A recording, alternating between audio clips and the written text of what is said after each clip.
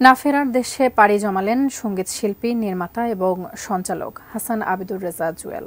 ইন্না লিল্লাহি ওয়া ইন্না ইলাইহি রাজিউন। সকালে রাজধানীর একটি বেসরকারি হাসপাতালে শেষ নিঃশ্বাস ত্যাগ করেন তিনি। এক যুগেরও বেশি সময় ধরে ক্যান্সারের সঙ্গে যুদ্ধ করে অবশেষে হার মানেন সঙ্গীত শিল্পী হাসান আবিদুর রেজা জুয়েল। ৯০ দশকের জমজমাট অডিও ইন্ডাস্ট্রির অন্যতম চমক হিসেবে ধরা দিয়েছিলেন তিনি। আয়ুব বাচ্চুর সুরে তার প্রথম অ্যালবাম কুয়াশা প্রহর প্রকাশ হয় ১৯৯৩ সালে। প্রথম অ্যালবামেই বাজিমাত। ২০১১ সালে লিভার ক্যান্সার ধরা পড়ে আবিদুর রেজা জুয়েলের। এরপর ফুসফুস এবং হাড়েও সেটি সংক্রমিত হয়। এক যুগেরও বেশি সময় ধরে দেশে বিদেশে চিকিৎসা নিয়ে আসছিলেন তিনি।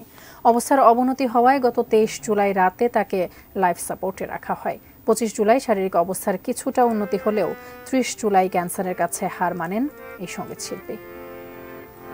চোখের ভেতর স্বপ্ন থাকে, স্বপ্ন বাঁচায় জীবনটাকে।